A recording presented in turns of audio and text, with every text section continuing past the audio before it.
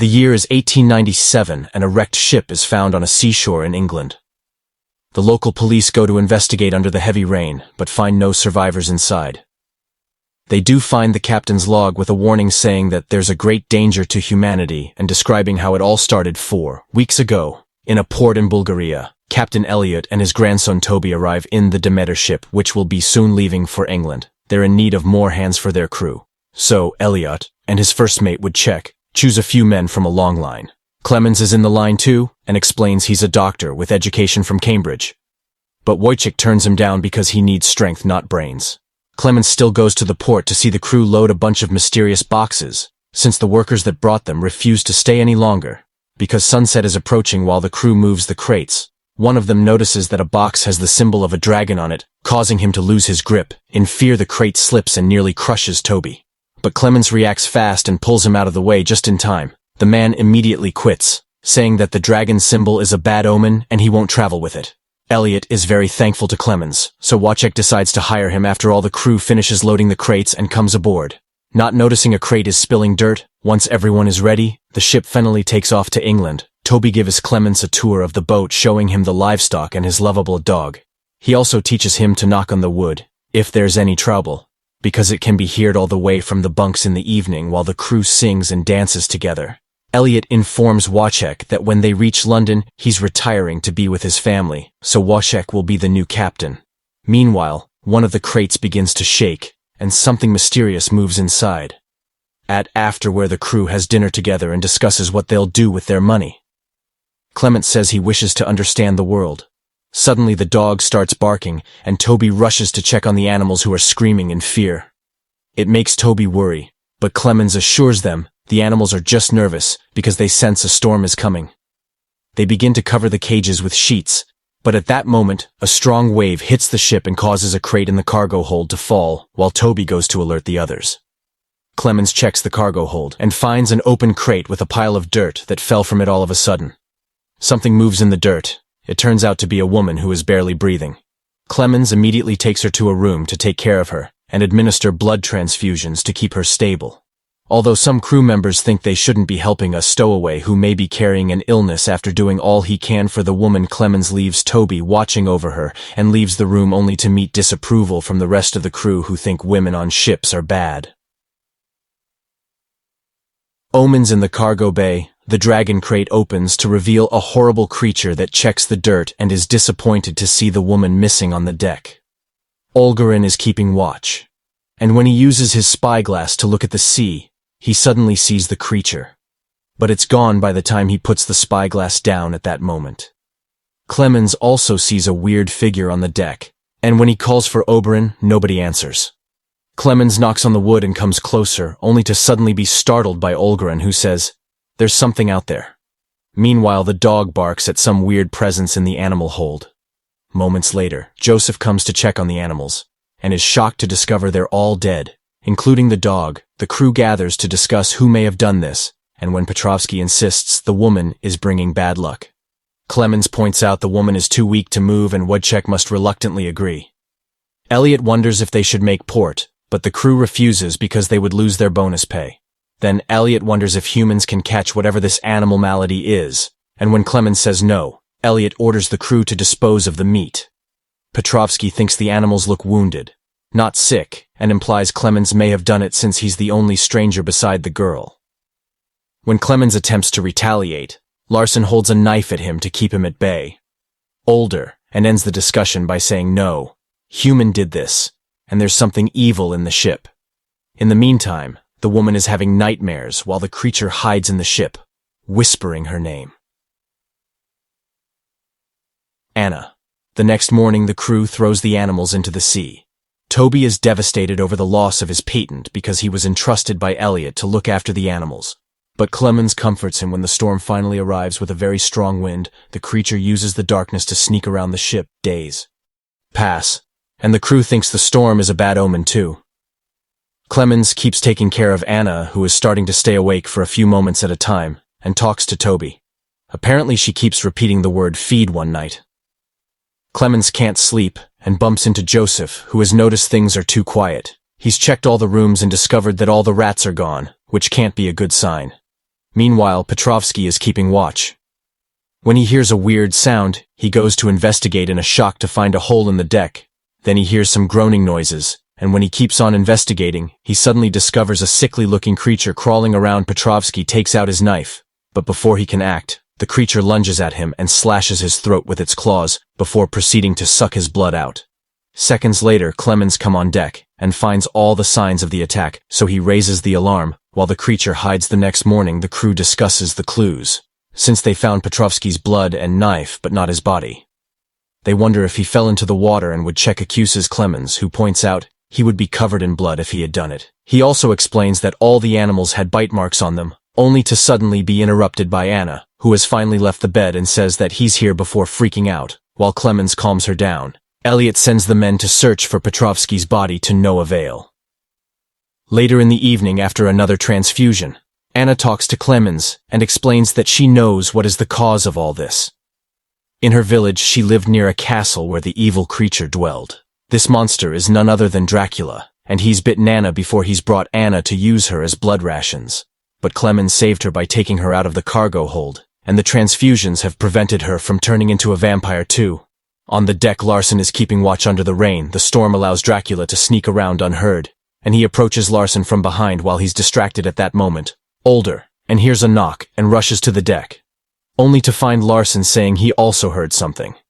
While Olgren moves to check with his knife out, Dracula suddenly jumps on Larson and smashes his head on the floor, terrified. Olga runs and climbs a mast to escape the creature, but Dracula easily follows him as he repeats his pleas to mock him. At that moment, the storm causes the ship to tilt really hard, so the rest of the crew leaves their beds to control the steering wheel. With lots of effort, they manage to get the ship back on track, only to realize there are people missing. Clemens notices blood drops falling on top of Toby, and when he looks up, he discovers older and unconscious on the mast. Larson's body is never found. The crew uses ropes to bring Olgren down, and as soon as he wakes up, he begins screaming in agony, so they strap him to the table. In the morning, Older and falls asleep, so Clemens does his best to take care of his injuries, noticing the same bite marks as the animals in Anna. Also, the fact Oberon's body is very cold. Elliot orders to have 2 men on watch all the time, and for every corner of the ship to be searched, but they find nothing. Hours later, when the sun is about to set, something shakes, and the dragon crate and Older, and opens his eyes, which are now white. Meanwhile, Toby hears some noises and checks the quarter, only to discover Oberon has freed himself from his bindings.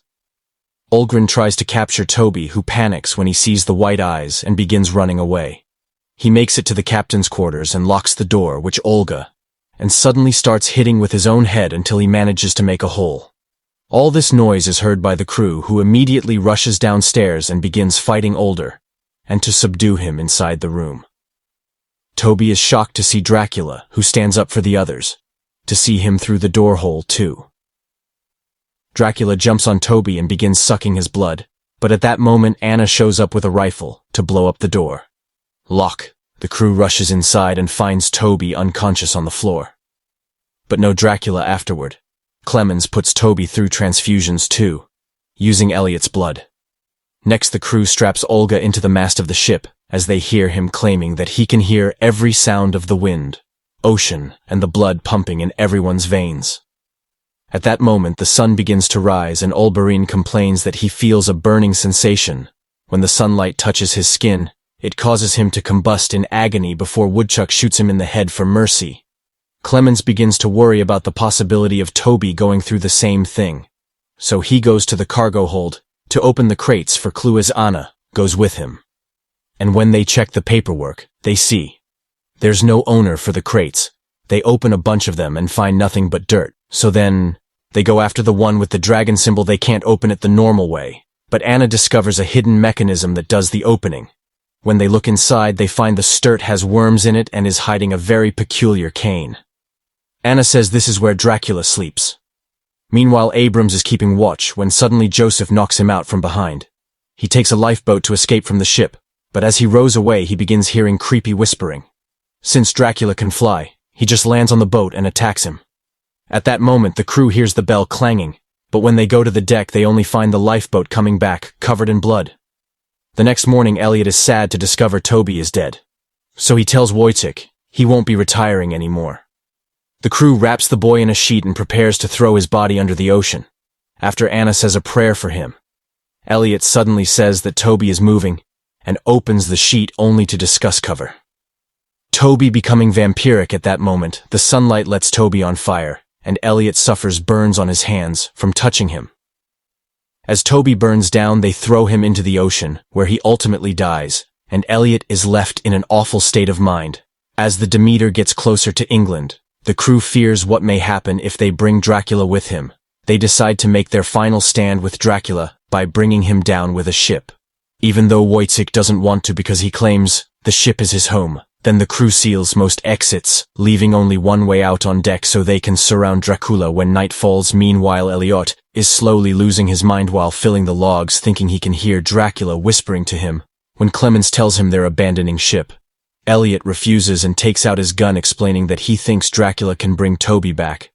Thankfully, Anna shows up, and by sharing her awful experience, she manages to talk Elliot down from it. In the evening, the crew gets ready with weapons for Dracula's appearance while another storm is getting closer. Suddenly a fog begins taking over the ship, making it hard for the crew to see by hiding in the fog. Dracula flies above the crew, and before they can react, he attacks Abrams on the mast instantly, killing him. Terrified Wojciech begins climbing down, but Dracula jumps on him next and makes him fall. His body goes through the deck, and he lands in the cargo room with a broken leg. But he doesn't give up. He locks the door and grabs an axe to start bringing down the ship as the water starts coming into the ship. Dracula finds Woodchuck and feeds on him. By the time Clemens finds him, Woodchuck is dead, so he takes the axe before leaving. Meanwhile, Elliot is trying to control the wheel because the storm is causing the ship to shake too much. However, Dracula soon finds him, and since Elliot's cross and prayers don't work on him, the vampire attacks him too. When Clemens finds him, Elliot is tied to the wheel. Like Jesus, Clemens immediately frees him, but Elliot only makes Clemens swear he will spread the story, then he dies afterward. Clemens yells a bunch of insults at Dracula, so the vampire shows up to fight him. It's easy for Dracula to hit Clemens and make him lose the axe, but Anna shows up and fires at him. Dracula isn't bothered and goes after Anna next, giving Clemens the chance to retrieve the axe and hit Dracula with it. Then the duo tries to run away, but Dracula recovers quickly and grabs Clemens by the throat. Clemens says he doesn't fear him, but Dracula just replies, "You will." Then Annie uses a knife to cut the ropes they prepared earlier, freeing a cut mask that falls and pins Dracula down. Clemens and Anna jump into the water and hold on to some debris, while the Demeter crashes against the shores in England. The lighthouse crew soon finds it. But unfortunately, Dracula flees before he can be seen the next morning. Clemens sees that Anna is slowly reverting to her vampirism while he suggests making another transfusion. She says it will only prolong the inevitable. She bids him farewell and separates from him as the sun begins to rise. Burning her to death in London, the entire crew of the Demeter is reported dead. But eventually Clemens arrives as well. He goes to a nearby pub to seek out the abbey where Dracula once lived and hears the same knocking sound from the ship. It turns out Dracula is there disguised as a man carrying the cane from the cargo hold. Clemens follows him outside and vows to not rest until he sends the creature back to hell once and for all. Make sure to subscribe and turn on notifications so you can watch more videos like this. Thanks for watching.